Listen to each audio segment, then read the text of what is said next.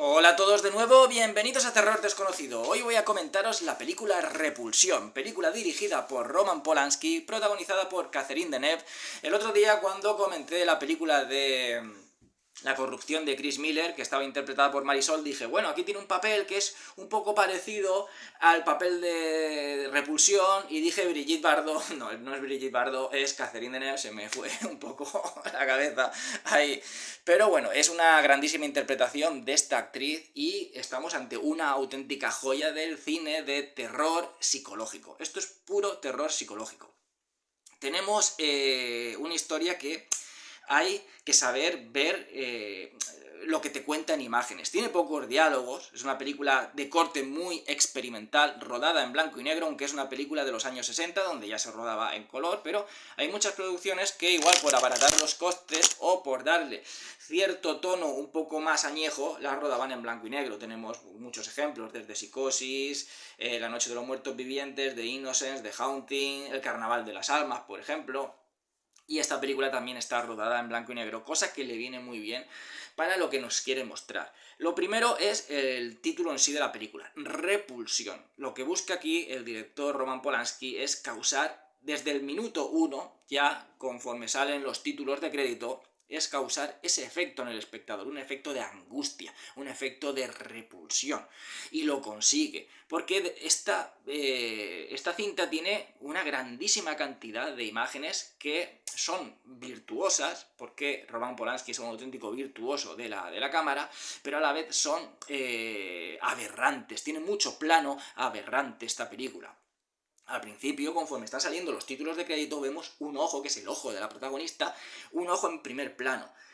Y ese ojo tarda en irse, tarda hasta que se van los títulos de crédito. O sea, te tiras todo el tiempo que están saliendo los títulos de crédito con un ojo en lo que es el plano general de un ojo en la pantalla. Algo que dices, bueno, ¿qué pasa? Sale un ojo y ¿qué pasa? Pero llega a ser hasta molesto. Llega un momento que dices, joder, que no sé, el ver tan cercano un ojo no es lo mismo que verlo pues un instante, a tenerlo ahí durante un rato, mientras que están saliendo los títulos de crédito, solamente vemos un gran ojo. Entonces ya te está diciendo que la película te quiere incomodar, te quiere dar como angustia, como repulsión, como bien dice el título. Y eso es la película. Por eso habrá muchas personas que no es un título para todo el mundo, es una película que tiene un ritmo muy pausado, que no lento, ojo, es un ritmo pausado, pero tienes que estar fijándote en los detalles y sobre todo tienes que aguantar esa angustia y esa repulsión, porque luego te va a venir la recompensa. Si aguantas todo ese malestar que te va generando la película, luego viene la recompensa. Porque lo que siente el espectador es lo mismo que siente la protagonista. Lo que quiere el director es que sintamos lo mismo que siente esta protagonista. Por cierto, la película está producida por Tony Tenser, que era el productor ejecutivo de esa productora Tygon, que era una de las productoras del cine de terror británico. La más famosa era la Hammer, luego estaba por ahí la Amicus, que durante los años 70 le hizo mucha competencia a la Hammer, pero también estaba por ahí la Tygon, que se dedicaba un poco a un cine de corte más satánico, pero también a la vez, durante los años 60, pues decidieron un poco, aparte de ese cine más bien, como digo, de corte satánico, experimentar un poco. Los 60 y los 70 para la Tygon fueron un cine de experimentación, y aquí tenemos, bueno, a Roman Polanski detrás de las cámaras realizando todo un ejercicio de, vamos a llamarle estilización aberrante, planos muy estilizados, pero a la vez es como, no sé, como sucios, como ¿cómo decirlo? Por ejemplo, es algo que era muy propio de los años 70, que tenemos esa fotografía como sucia, es una fotografía natural pero como sucia, como áspera, que se podía ver sobre todo en el cine de terror de serie B. Esa fotografía de la última casa a la izquierda, de la matanza de Texas, de las colinas tienen ojos, áspera, como sucia, parece hasta que puedas oler lo que hay en la pantalla. Esto sucede sobre todo con La Matanza de Texas, es una película que hasta puedes olerla. Y aquí también, dentro del blanco y negro, no es un blanco y negro elegante, vemos como el ambiente sórdido, como el ambiente putrefacto. Es una película, la verdad, que muy extraña. pero a la vez está muy bien dirigida, o sea, busca esa combinación, que también se podía llevar un poco al panorama de lo que hacían los italianos, de esas escenas tan grotescas, de terror y ultraviolencia, pero estilizadas de una forma que parecieran bellas. Pero aquí se aleja de eso porque lo que busca Roman Polanski es alejar a la cinta de cualquier tipo de belleza. Visualmente está genial, pero busca alejarse de la belleza y causar precisamente esa angustia, esa repulsión del título en el espectador. Busca que sea todo malsano, que sea todo enfermizo. Esa sería la palabra, es una película enfermiza. Y muy mental, muy psicológica. O sea, es una película que lleva a la protagonista, y esto se ve que le gustaba bastante a Roman Polanski, ya que luego lo haría con La semilla del diablo, en lo que sería, junto después con El quimérico inquilino, que estaría protagonizada por él, en esa trilogía, vamos a llamar entre comillas, urbana, que está pues todas estas historias ambientadas pues en casas, en barrios, en centros urbanos, no están ambientadas en campos, ni están ambientadas como otras historias de terror, sobre todo británicas, de la época de la Hammer, que eran en páramos de Inglaterra o de allí de esto de los Cárpatos. Era un terror que se acercaba más a lo que es al ciudadano, con las cosas comunes que te podías encontrar el día a día. Al final, pues todo el mundo, la mayoría de personas, no vive en páramos o en zonas rurales. Bueno, en zonas rurales vive mucha gente, pero la mayoría de personas pues vivimos en ciudades, en pisos, en edificios, y es un terror más cercano a lo que es al ciudadano medio, que ese tipo de terror gótico, que también estaba ambientado en otras épocas. En fin, era diferente, ¿no? A clases sociales quizás más altas, de gente de la alta aristocracia. Era un terror más cercano, que era luego lo que se buscaba durante los años 70. Un terror que pudiera lo que es el espectador, digamos, sentirse más cercano, ¿no?, a ese terror, que se pusiera en lo que es en la piel de los personajes, que pudiera decir, joder, eso me puede ocurrir a mí, o ese lugar, esa casa, ese edificio, ese barrio es parecido al mío, joder, ¿por qué no puede ocurrirme eso a mí? Eso era pues recurrente en esta trilogía de Roman Polanski, y como digo, luego ya en ese cine de terror de los años 70. Entonces tenemos pues una protagonista totalmente desquiciada que está perdiendo la cordura, pero a pasos agigantados. Y como digo, eso luego ya lo mostró en La semilla del diablo, el tema de una mujer también desquiciada que, que va perdiendo los papeles. Era algo que le gustaba bastante, se ve que a Roman Polanski, el tema psicológico femenino. La protagonista, Catherine Deneuve, es una chica que trabaja en un salón de belleza, y vemos desde el principio, y yo creo que tengo que meter spoilers prácticamente desde el principio para que se pueda hablar en profundidad de la película. Entonces tengo que hablar prácticamente de spoilers, porque sin spoilers, ¿qué puedo hablar yo del argumento? Es una chica, que trabaja en un salón de belleza, y que poco a poco va perdiendo la cabeza. O sea, su hermana tiene un novio que resulta que está casado, o sea, es la amante de un hombre casado. Parece que la hermana no lo ve bien, la hermana pequeña, es Catherine Deneuve, es la hermana pequeña, pero la otra pues le da igual, sabe que está casado, no le importa y tal. Y se van de viaje, se van de vacaciones, la hermana con el hombre con su novio, se van a Pisa, a Italia. Y entonces se queda ella, pues, del tiempo que se van, pues esas 2 semanas, se queda sola en la casa. Y a partir de ahí empiezan a suceder cosas extrañas, que no sabemos si realmente está en su mente o realmente es que hay algún tipo de entidad sobrenatural en esa casa que se está manifestando con ella. Aunque yo creo que esto es algo que es poco debatible, porque desde el principio ya queda claro de que todo está en su mente. Es una pérdida constante de la locura. Y ese sería el argumento. Entonces ahora para destriparlo es hablar con spoilers, porque más aquí no hay. Es ella en la casa, ella cada vez se encuentra peor, cada vez está perdiendo más la cabeza, está como ausente del mundo y están sucediendo cosas cada vez más extrañas a su alrededor. Entonces ya iría la parte con spoilers. ¿Cómo empieza todo con esta chica? ¿Y por qué la película se llama Repulsión? Bueno, esto comienza al principio se ve normal, una chica que más bien es callada, no es muy habladora, de hecho que tiene poco diálogo, tanto la película en sí, sobre todo la protagonista, Catherine Deneuve tiene muy poco diálogo en la película. A veces incluso podríamos decir que bebe de muchas fuentes y tiene algunos elementos del cine mudo, sobre todo del cine expresionista. Hay una escena sobre todo que es bastante expresionista, ahora luego lo comentaré. Entonces, al principio, pues está una chica normal, como digo, poco habladora, pero está bien, no vemos nada raro en esta chica. Pero a partir de que se acopla en la casa el novio de la hermana, que resulta que está casado, pero no sé si por el trabajo que tiene, igual es viajante o lo que sea, pues tiene, puede quedarse temporadas en casa del amante. Entonces hay veces que tiene al novio de la hermana en la casa.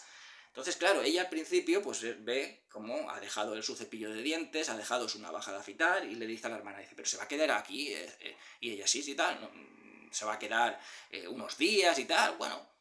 Y a partir de ahí empieza como a romperse la mente de ella. O sea, ese es el detonante es de que el novio de la hermana ha ido más a menudo a la casa de ellas y se ha quedado noches en la casa de estas dos hermanas. Y ella por la noche también ha escuchado cómo la hermana estaba manteniendo relaciones sexuales. Porque claro, son habitaciones que están cerca, entonces ella escucha a su hermana manteniendo relaciones sexuales. Eso es como que a partir de ahí se ha roto algo en su cabeza. Cuando ya ella se va de vacaciones con el novio, parece que todo acaba de romperse. Porque hay un chico que, digamos, va detrás de ella, es como que intenta conquistarla, detrás del personaje de Catherine Deneuve, va detrás de ella, intenta conquistarla, intenta seducirla, ella es como que siempre está dándole largas, y notamos como que siente cierta repulsión hacia los hombres, de ahí el título de la película, repulsión hacia los hombres. El chico pues la invita a cenar, ella le dice que no puede porque tiene que cenar con la hermana, pero sí que queda otro día, sin embargo ella lo deja tirado, pero lo deja tirado no porque quiera dejarlo tirado, sino porque se lo olvida, empieza a tener lapsus de memoria. De repente ya está en un banco y llega, oye, podrías haberme dicho que no podías venir y tal, y ella como que no se acuerda ni de que había quedado con él. Luego pues van a tomar algo por ahí, cuando él va a dejarla en la casa intenta besarla, ella no quiere. Pero al final él logra pues sacarle un beso y cuando va ella lo primero que hace en la casa es escupir, lavarse los dientes con un cepillo y tira el cepillo de dientes y el vaso de enjuagarse del novio de la hermana que tenía ahí. Entonces ves que siente una repulsión hacia los hombres, siente un rechazo hacia ellos. Pero ese detonante de ese rechazo, que no sabemos aún por qué es, y ni el director te lo dice lo que es con una explicación final, sino que te da unas pistas, y todo está al final, el elemento explicativo en una fotografía, y esto es un dato muy curioso, está en una fotografía aquello que te explica, según tú lo quieras entender, lo que le sucede a la protagonista. Pero el detonante de todo esto, porque ya al principio está normal, es, uno, la entrada del novio de la hermana a la casa y de quedarse allí perenne durante un tiempo, luego pues irá a la casa de su mujer, pero sabe que va a estar ahí durante días. Y que cada vez que vuelva se va a quedar durante días. Tener un hombre en la casa, mientras que ella estaba con su hermana, las dos solas, estaban seguras, la una con la otra, no había hombres en la casa, de repente va a haber cada cierto tiempo que durante X días va a tener un hombre en la casa. Y va a escuchar a la hermana haciendo el amor con ese hombre. Es una parte de algo que se está rompiendo en su mente. Y la otra parte es que justo en ese momento ese chico la está pretendiendo. Ese chico va detrás de ella, intenta conquistarla, intenta seducirla. Un hombre intenta entrar en su vida. Hay un hombre que ha entrado en su lugar seguro, en su casa, y otro hombre en el exterior que va detrás de ella, que intenta conquistarla, que intenta darle besos. Y entonces eso es lo que está rompiendo su mente. Poco a poco esa mente se va rompiendo. Lo vemos con los lapsus que tiene de memoria, la noche que queda para cenar con el chico y lo deja tirado y que luego ella no se acordaba. También pone la bañera, la llena de agua y de repente se va a la habitación de al lado, se queda así como en babia y de repente cuando se da cuenta, ¡pum!, la bañera está desbordada. Es decir, ha pasado un rato más grande de lo que realmente nosotros hemos visto como espectadores y es lo que le ha parecido a ella. Cuando te encuentras como en lapsus, estás así un poco como en babia, el tiempo pasa volando y no te enteras. A lo mejor te crees que ha pasado un par de minutos y resulta que ha pasado una hora. Entonces, lo mismo que nosotros vemos, el momento en el que ella sale, se queda así en babia, y para nosotros ha pasado, pues nada, unos segundos, para ella también ha pasado unos segundos, por lo que digo que el director quiere que el espectador siente y perciba las cosas como la protagonista. Entonces de repente entre y la bañera está llena, es decir, no han pasado unos segundos, ha pasado mucho tiempo, pero nosotros lo percibimos como lo percibe ella. esos lapsus de tiempo en los que se queda como un babia, se queda en blanco y pasa el tiempo y ella no se da cuenta. También, como digo, la manera en que está rodada la película es una manera de cómo ella está viendo el mundo cada vez. Su mente se está rompiendo y la percepción de su mundo es diferente. Es una percepción de una mente perturbada, y eso es lo que también nos traslada a nosotros, la forma de ver el mundo que tiene la protagonista. Por lo tanto, tiene muchos primeros planos, tanto a los planos muy cercanos a la cara, de hecho que tiene algunos planos incluso que, si no utiliza la lente esta de foco de pez, es parecido porque queda como la figura como abombada, como las caras como abombadas, como el plano como abombado. Luego también muchos planos, como digo, primeros planos a los ojos, el tema de seguir a la protagonista muy de cerca, cada vez que está dentro de la casa acorta el plano y sigue a la protagonista muy de cerca, lo que hace que los pasillos parezcan mucho más largos, las estancias parezcan mucho más grandes y da la sensación de enclaustramiento, algo muy típico de los directores británicos, sobre todo de Terence Fisher, ya lo he comentado muchas veces, hace que los lugares parezcan tanto más grandes a su vez, porque el plano, al estrechártelo y vas siguiendo a la protagonista, tú vas siguiendo la vida de ella, vas siguiendo su locura. Como sigues a la protagonista, lo ves todo más estrecho, más encajonado, es como que la casa la está aprisionando. La casa es como una especie de representación de su mente, la está aprisionando, pero a la vez también todo parece más grande, porque si tú ensanchas el plano, pues bueno, tú ves esta habitación como es y tal, pero si lo cierras, lo que tú quedes detrás parece que está más lejano y parece que sea todo más grande. Verías a lo mejor el armario, si coges el plano, que parece que esté más lejos, por lo tanto parecería que es más larga la habitación, más grande, porque solamente lo enfocas en mi persona. Entonces, al estrechar el plano, la enfocas a ella y parece que lo que hay alrededor sea todo más largo, sea todo más grande, todo más deformado. La casa se ve deformada por la manera también de poner el plano, de poner la cámara a lo mejor en puntos muy bajos. A veces se enfoca mucho el tema de las piernas cuando van dando, otras veces planos solamente hacia la cara, o planos estrechos en los que ves solamente el cuerpo de ella, pero también la manera, como digo, de poner la cámara a veces inclinada en zonas bajas, hace que el juego también de luces y sombras, y por eso también le beneficia el blanco y negro, hace que las figuras queden como deformadas por ese juego de luces y sombras, y también, por supuesto, por la manera de colocar la cámara. Entonces hay una escena, por ejemplo, que entra en una habitación grande y ese juego de luces y sombras, está como llena de habitación de sombras, y como está colocada la cámara, que parece que está muy lejana, pone la cámara, que es como una especie de plano, no llega a ser en contrapicado, pero es parecido, que se ve como un plano inclinado de abajo hacia arriba, que se ve ella, lo que sería aquí, como en primer plano, pero no el primer plano lo que es de la cara de ella, sino el primer plano estando ella de lado, y se ve como la habitación con una forma extraña, como si fuera mucho más larga de lo normal, mucho más grande, como que va estrechándose, desde el punto donde está ella está estrecho, y como que se está ensanchando en lo que es en la parte final de la habitación, viéndola como mucho más grande, como mucho más lejana, y también ese juego de luces y sombras hace que parezca lo que son las figuras, las formas de la habitación, de los muebles, de todo lo que hay allí, aparte de, como digo, de cómo está colocada la cámara, parece que sean figuras que estén retorcidas, que sean figuras extrañas. Esa escena recuerda mucho lo que es a los decorados del gabinete del Dr. Caligari. Yo creo que eso es algo que hizo aposta un poco para homenajear a la película de Robert Wiene. Porque es puro expresionismo, eso es puro expresionismo.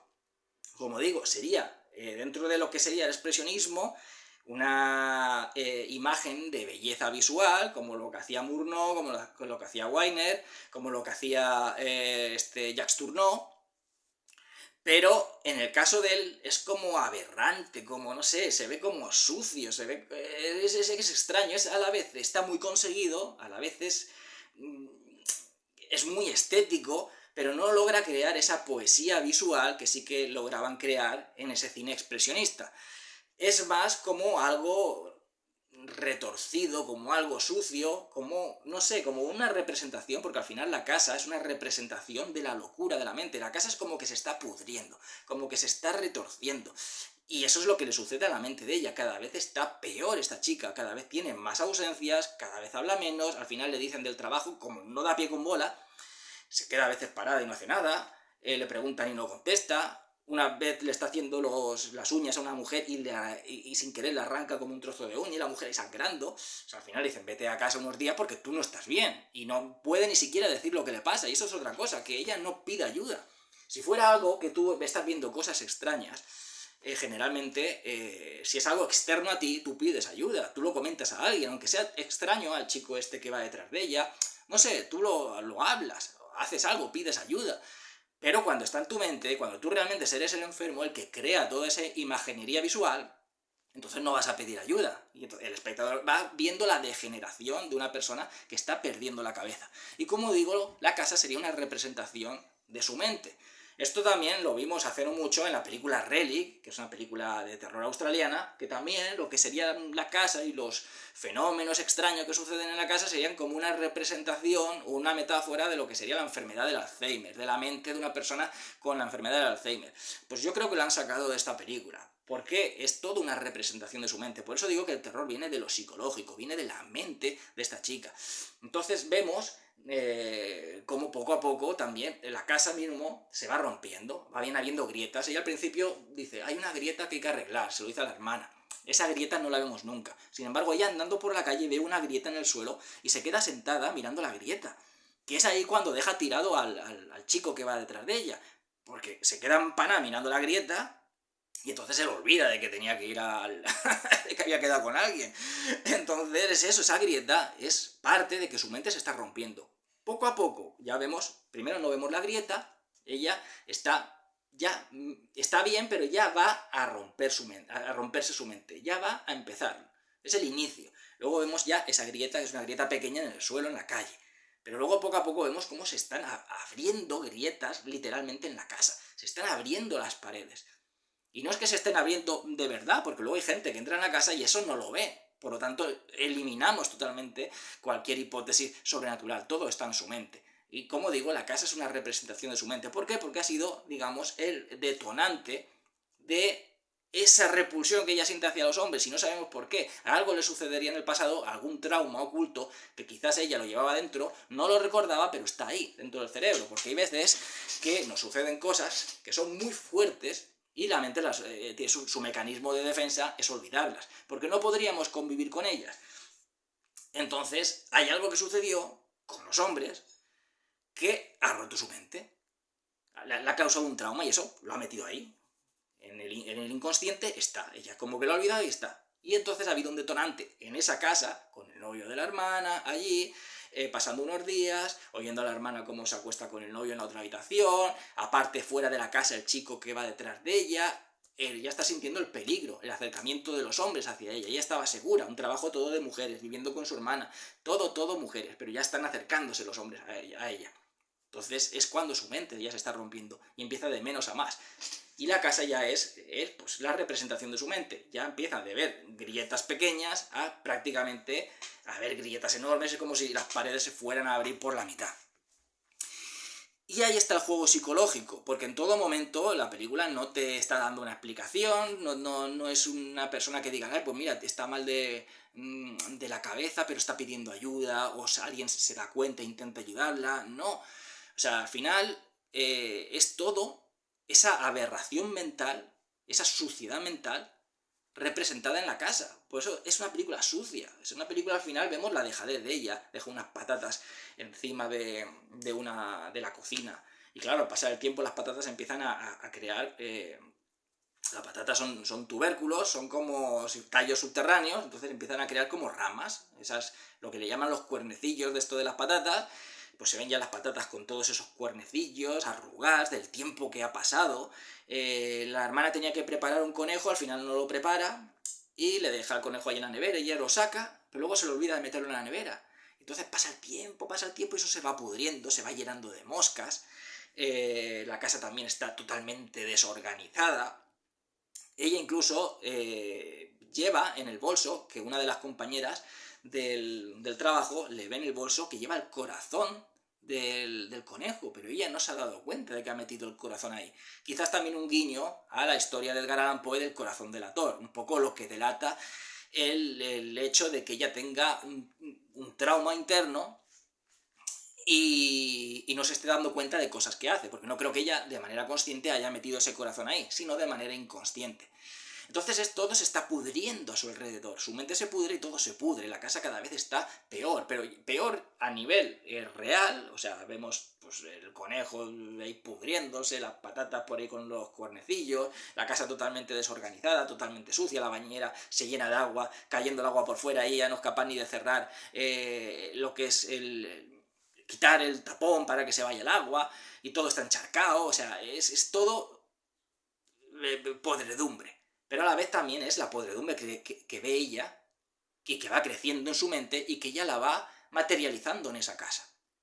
Luego también hay escenas que son de terror, pero que son de terror cotidiano. O sea, es algo que todo el mundo nos ha podido pasar.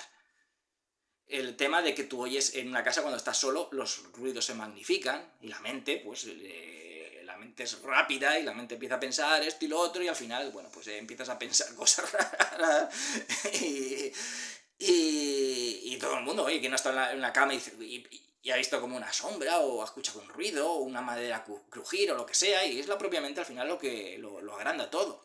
Entonces aquí vemos como está en la habitación y ya oye como algo, que está como alguien que está andando por la casa, como alguien que intenta entrar. De hecho, que ella pone un armario en la puerta para que nadie pueda entrar. Y es una... no sucede nada, pero es una escena que te tiene en tensión, porque claro, ves los planos tan cercanos a su cara, con los ojos abiertos, las caras de pánico que pone ella, que sin tener casi diálogo, la interpretación es bestial, porque ves una chica que está totalmente desquiciada, totalmente ida de cabeza. Entonces, eso hace que tú es en tensión porque te pones en la situación de ella y dices, coño, si yo estuviera ahí con esa cara de pánico, sufres por ella y piensas, joder, ¿qué haría yo en ese lugar? Si parece que escucha algo, si ella en su mente siente como que hay alguien en la casa que intenta entrar. Entonces, al día siguiente no pasa nada, pero es una escena que se te queda ahí porque dices, joder, es algo que nos ha pasado alguna vez de pequeños o lo que sea y encima ves el sufrimiento y el temor de esa protagonista y eso aumenta lo que es esa sensación de tensión y de angustia en nosotros. Y la película es todo el rato angustiante, porque, ya digo, por esos planos tan aberrantes, que están siempre los primeros planos a la cara de ella siempre con cara o de emparada o de asustada, o simplemente de ida. Y esos planos que deforman tanto lo que es la casa. Ella también, por ejemplo, hay una vez que también pone las manos en la pared y es como si la pared fuera de arcilla, se hunde las manos dentro de la pared, como si fuera todo arcilla, se está moldeando su mente, está deformándose esa casa. Y entonces ya todas las escenas, como digo, cuando el ritmo es pausado, sí, pero dale tiempo porque toda esa angustia, ya cuando ya empieza ya a suceder todos esos fenómenos que están en su mente, ya la locura empieza a desbordarse, en todas esas escenas que se encuentra ya ella sola en el piso, que ya es cuando se va del trabajo y dicen, tómate unas vacaciones, son buenísimas, o sea, es brutal. Porque genera realmente terror. Parece y genera terror precisamente por esa angustia que te ha ido generando mediante la filmación, mediante los planos aberrantes, mediante planos tan cercanos, mediante la interpretación de la actriz, mediante la banda sonora, que es una banda sonora entre jazz, de jazz, pero como muy chirriante, una banda sonora que llega a molestar. Entonces toda esa angustia, al final, explota en lo que es el terror y es cuando genera realmente esa sensación de miedo en el espectador. Porque también siente miedo a la protagonista, pero el espectador siente más miedo aún que la protagonista. Entonces, hay escenas, por ejemplo, es una película que a mí me ha soltado varios sustos. O sea, siempre que la he visto me ha soltado varios sustos. Y ya la he visto ya 2 o 3 veces. Pero me ha soltado ya varios sustos. Y no es una película de jumpscares. Pero ¿por qué funcionan estos sustos? Lo primero, porque ha generado tanta angustia en ti, esa tensión, esa angustia que has estado, que te estás removiendo por dentro, que de repente cuando aparece algo extraño, porque encima aparece algo realmente extraño y aberrante en un momento, pues te genera un susto, porque también, y yo creo que estos elementos pues luego los tomaría quizás incluso Lucio Fulci en sus películas tan oníricas, donde de repente pues aparece, digamos que aquello que te va a matar, el terror aparece de lo inesperado, de donde no te esperas, una mano que sale de una pared, unas arañas que aparecen y te devoran. Bueno, pues eso también sucede en esta película. De repente, por ejemplo, pues está ella en el armario, abre en el espejo del armario, ¡pum!, vemos como a la imagen de una persona que hay detrás, y ella mira y no ve a nadie. Y esta sería, digamos, la escena más normalita, que puede asemejarse a alguna escena de una película de fantasmas o de casas encantadas, pero luego tenemos otra escena en que aparecen unas manos que salen de la pared, manos de hombres, manos grandes, manos como parecen como gelatinosas que la están agarrando. Y esa escena a mí me dio susto, tanto la del espejo, cuando ella está abriendo el armario y de repente cierra y se ve en el espejo alguien detrás y mira y no hay nadie, como la escena esas de las manos que salen de la pared. Lo mismo, ¿quién se iba a esperar eso? ¿Quién se iba a esperar que de una pared empezaran a salir manos y la agarraran? ¿Quién se iba a esperar eso? Es algo repentino que no te esperas para nada, ya se ha utilizado en otras películas. Por ejemplo, la segunda parte de Amityville ya vimos una escena en la que salían manos de una pared y todo esto. Entonces te causa sustos. Y la otra escena también que sale, otra vez la escena de las manos, pero una escena en la que vemos el pasillo súper largo, súper estrecho, es como que se ha estrechado más de lo normal y empiezan a salir manos por al lado y a agarrarla. Y esa escena también volvió a asustarme. Y eso que había visto prácticamente la misma escena anteriormente, pero con el pasillo más ancho. Y ella estando pegada detrás de la pared. Pero cuando ya vemos esto con el pasillo ya estrecho, no te lo esperas y te causa el susto precisamente no porque haya un golpe de sonido, que también lo hay, simplemente por el hecho de la angustia que te ha ido generando durante toda la película y de repente ver algo que aparece de repente y es tan extraño, pues coño, te asusta. Yo las veces que la he visto siempre me ha asustado en estas escenas. Y entonces, bueno, pues es un descenso a la locura, un auténtico descenso a la locura. Como está filmada la casa, es que realmente es magistral, la verdad es que es magistral. No es para todo el mundo la película, ojo, debo decirlo, que a lo mejor yo digo, ¡guau! Que un peliculón, tal, y luego la ve alguien y a lo mejor dice, va, menuda rayada, menudo, ¿esto qué es? Pero a mí, por ejemplo, pues sí que me gusta. Igual que hay otras películas, a lo mejor, que tienen ese corte experimental que no me llegan a convencer, aunque son buenas y sí que me gusten, pero por ejemplo a mí, y sé que mucha gente puede criticarme por esto, pero Videodrome de David Cronenberg es una película que me gusta, pero no me encanta. Hay otras películas de David Cronenberg que a mí me gustan mucho más. La Mosca es es su película para mí cumbre, es la que más me gusta, muy de cerca de Cromosoma 3, que me parece su película más terrorífica, pero por ejemplo Rabia, por ejemplo Vinieron de dentro de, incluso esta de La zona muerta, que está basada en una novela de Stephen King, siendo como película peor que la de Videodrome, a mí me gusta más. Me parece que Videodrome es un poco una mezcla entre David Cronenberg y David Lynch que no llega a mí a cuajarme. La escalera de Jacob también es buena película, sí, lo reconozco, pero no sé, se me hace un poco pesada. Es una película que no le llego a coger el tono, a veces va por el terror, a veces va por el thriller, el drama, otras veces por el drama. No le cojo el tono. Y a mí, por ejemplo, me gusta muchísimo más. Para mí esta sí que es una auténtica joya, que es El Carnaval de las Almas, de la cual bebe mucho La escalera de Jacob. Y yo siempre lo he dicho, que a mí siempre me ha parecido un remake encubierto, La escalera de Jacob, un remake encubierto del Carnaval de las Almas. Pero El Carnaval de las Almas me parece bestial, o sea, un peliculón. A lo que quiero decir es eso, que habrá gente que no le guste esta película. A mí me encanta porque yo le he cogido el punto. Si no le coges el punto, a lo mejor pues te puede aburrir, te puede parecer demasiado extraña, demasiado experimental, pero yo le he cogido el punto y sé también las referencias que toma, como digo, el gabinete del Dr. Caligari, toma esa referencia, el corazón delator, las escenas, por ejemplo, de los ojos o la navaja. Ella al final empieza a matar a gente también, a todo hombre que va a la casa se los va cargando y lleva una navaja. Entonces esa escena de los primeros planos, la navaja y tal, pueden ser un homenaje al perro andaluz de Luis Buñuel. Entonces es una película que va bebiendo de diferentes fuentes, pero con un tono muy expresionista.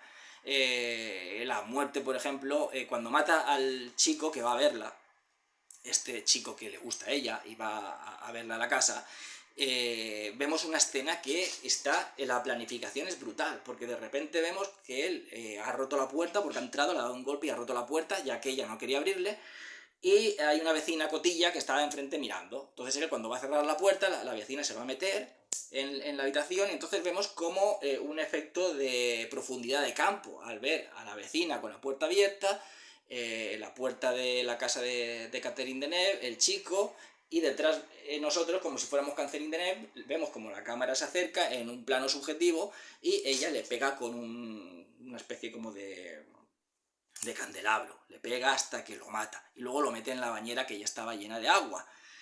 Otra escena también que me parece brutal es la escena que ella vuelve a la bañera, no se atreve a acercarse, ve como la bañera muy lejana, de nuevo el plano, ella se ve encogida, arrodillada, y el plano se ve como se va ensanchando, como si fuera el baño súper grande, la bañera ahí, pero a la vez como, no sé, como la imagen deformada. En realidad es un plano aberrante, porque es como que si el plano empieza desde que ella está agachada, es como que se estrecha y se va ensanchando, haciendo como si fuera una pirámide invertida. Y luego vemos cómo está cayendo agua de las paredes, como si las paredes estuvieran, no sé, llorando, tirando agua. ¿Por qué? Porque en su mente también ha metido un cadáver, alguien que ha muerto dentro de la bañera, y la casa, que es una representación de su mente, es la que va a acabar con su vida, la que va a acabar con su mente y la que va a matarla. Por lo tanto también está como diciendo, vas a acabar igual. Ahí el agua es la representación de la muerte de ese chico, pues vas a acabar igual, esta va a ser tu tumba, la casa, y entonces está cayendo el agua porque tú vas a acabar igual que él. El agua como representación del cadáver que se encuentra ahí sumergido. Entonces me parece, ya digo, una película fascinante. Luego entra también otro tipo que es el casero, porque le debía dinero a la hermana y le deja dinero para que le pague al casero, pero ella, como se le olvidan las cosas, pues no le paga. Entonces el casero va allí a la casa, lo ve todo destrozado, todo hecho polvo, e intenta violarla, y ella saca una navaja y empieza a matarlo con la navaja, en una escena que puede recordar a lo mejor pues a la escena del apuñalamiento, aunque es diferente, en Psicosis. Como digo, tiene referencias, aunque lo hace todo a su manera, Roman Polanski. Y... ¿qué comentar más? Ah, bueno, se me olvida también algo que es básico, que es que al final ella siempre siente como que hay alguien en la casa, y al final entra alguien y la viola. Se ve varias escenas en las que hay un individuo, por supuesto, que está en su mente, que la viola. No vemos bien la cara, porque parece que la cara está como pintada de negro, está como oscurecida. Y no vemos bien la cara, pero es como si fuera una mezcla entre el chico que la pretendía y el novio de la hermana, que son, de nuevo, las amenazas masculinas más cercanas a ella. Por eso ella, cuando entra el novio, se lo carga, porque ha irrumpido en el lugar seguro, que es su casa. Ha irrumpido en su mente, ha despertado el trauma, ha irrumpido en su casa, por lo tanto se lo carga. Y luego, por supuesto, al que la intenta violar de verdad, puesto que ya hay alguien en su mente que todos los días la está violando. Y bueno, al final ella acaba muerta por la propia casa, que es por su propia mente. Se ve cómo está tumbada, la casa cada vez está más resquebrajada, los brazos saliendo la casa está todo cada vez más deformado, el pasillo cada vez más estrecho, brazos saliendo y agarrándola. Es todo, vamos, un delirio de locura absoluto. Entonces al final vemos como ella está tumbada y como si el techo fuera bajando y fuera acabando con su vida. En un plano en el que vemos a ella, lo que es el plano, que vemos la mitad de la cara, como está con los ojos totalmente abiertos, totalmente desquiciada, y el techo como que va bajando y ella no es capaz ni siquiera de apartarse.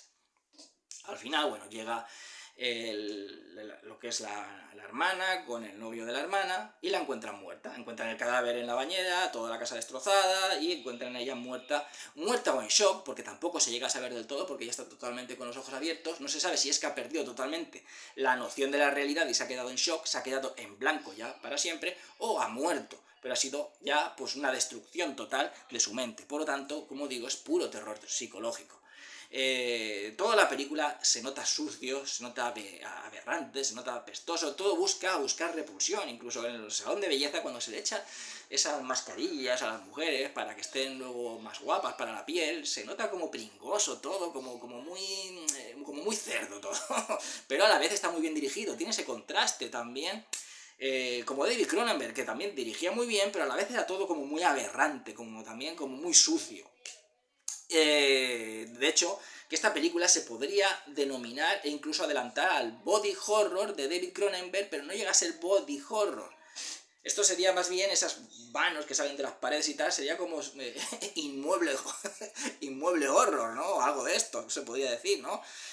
Porque parece como que la casa fuera un órgano vivo. Parece que la casa sea un órgano vivo, que las paredes, todo sea orgánico, salen brazos y todo es como orgánico en las paredes. A mí me parece una película magistral, una obra maestra, siendo mi película favorita de Roman Polanski, sobre todo dentro del cine de terror, que tocó muy bien el tipo, el Roman Polanski.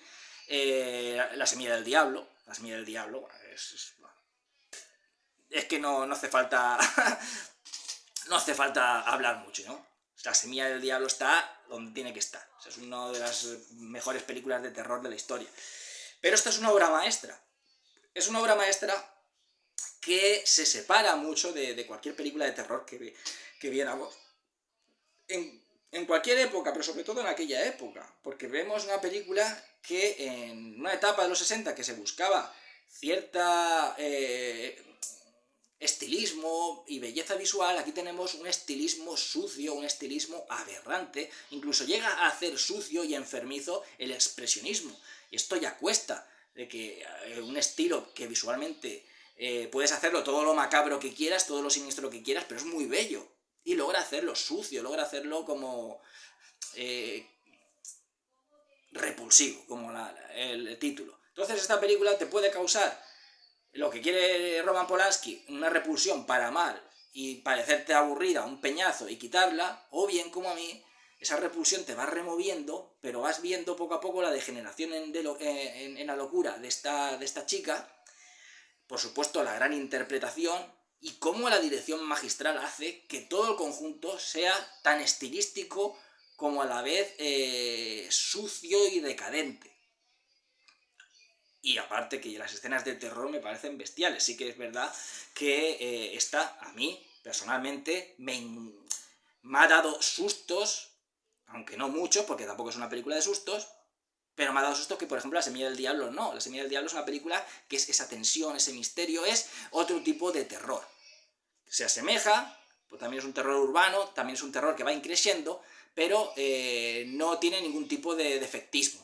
De hecho, huye de los efectismos y eso es lo que le hace magistral. Esta película sí que tiene algún efectismo, ya que la casa, al final, es como que se revela ante la protagonista. Entonces esta película, aparte de la angustia, sí que logra, por lo menos a mí, algunas escenas, darte ese susto, y ya digo que cuesta mucho a mí sacarme un susto en una película, y más una película que ya he visto, pero me pasan algunas que aunque la haya visto varias veces, diga, joder, ahí está el susto. A veces logro que no me cace, pero otras veces, si hace tiempo que no la veo, me ha cazado, ¿no? Esto me ha pasado pues en muchas películas, me ha pasado con Pesadilla en el Street, me pasa con Viernes 13, con Halloween, en fin, alguna vez digo, coño, me cago, pues si ya lo he visto, ya lo sabía, si ya lo he visto un montón de veces, ¿no? Entonces, pero no va por ahí, tampoco penséis que es una película que solamente se basa en efectismos, porque es todo lo contrario, pero sí que tiene un tono más efectista que lo que tendría luego La semilla del diablo, que La semilla del diablo es puro, ya es pura paranoia. La semilla del diablo es paranoia, sería como Jack Torrance convertido en mujer, que sería el personaje de Rosemary Woodhouse. Bueno, pues lo mismo.